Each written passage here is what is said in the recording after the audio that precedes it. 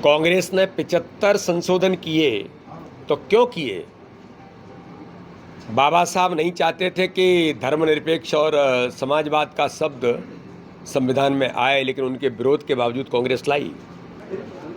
वक्फ bill पर जो देश के अंदर लोकसभा और राज्यसभा ने पारित करके महामहिम राष्ट्रपति जी ने जिस कानून को मान्यता दी है,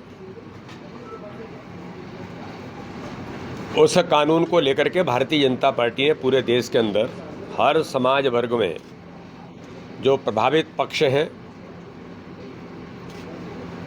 इस पर एक अवेयरनेस का अभियान हम सब लोगों ने लिया है। और ये सारी बातें वक्फ के कानून को लेकर आम जनता में नीचे तक चीज़ें जाएं, तो आज अनुसूचित जनजाति मोर्चे की हमारी बैठक है।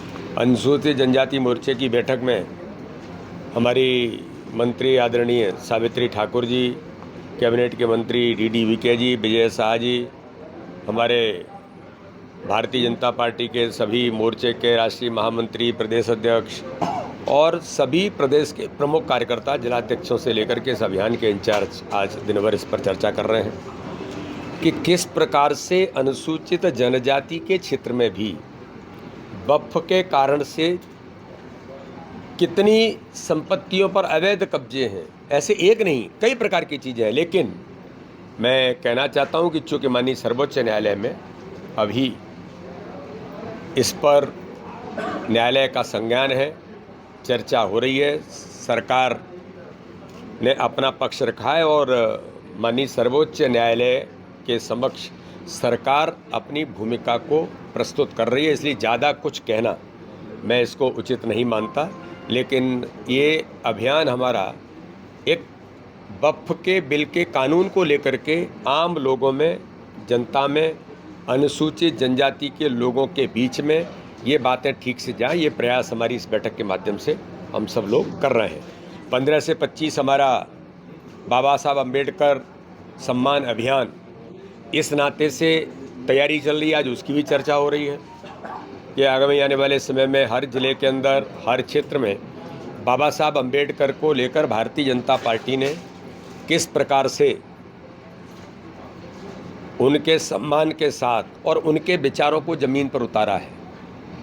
कांग्रेस ने 75 संशोधन किए तो क्यों किए? बाबा साहब नहीं चाहते थे कि धर्मनिरपेक्ष और समाजवाद का शब्द संविधान में आए, लेकिन उनके विरोध के बावजूद कांग्रेस लाई। कांग्रेस ने संविधान संशोधन किया तो किस बात के लिए किया? लोकतंत्र की हत्या करने के लिए इमरजेंसी लगाई। लेकिन भारतीय जनता पार्टी ने प्रधानमंत्री मोदी जी के नेतृत्व में या अटल जी के नेतृत्व में, कोई भी हमारी सरकारें रहीं, संशोधन क्यों किया? समाज और देश के हित के लिए। कि धारा 370 देश की एकात्मता और अखंडता के लिए, धारा 370 जिसमें सामाजिक अन्याय कि सफाई कर्मी का बेटा जिंदगी भर सफाई कर्मी रहेगा, ये धारा 370 कहती थी।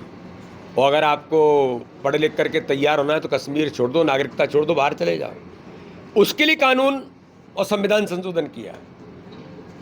ट्रिपल तलाक के कानून को, महिलाओं के अधिकार को, मुस्लिम महिलाओं के जीवन को नरक से स्वर्ग बनाने के लिए कानून में परिवर्तन किया, संविधान संशोधन किया।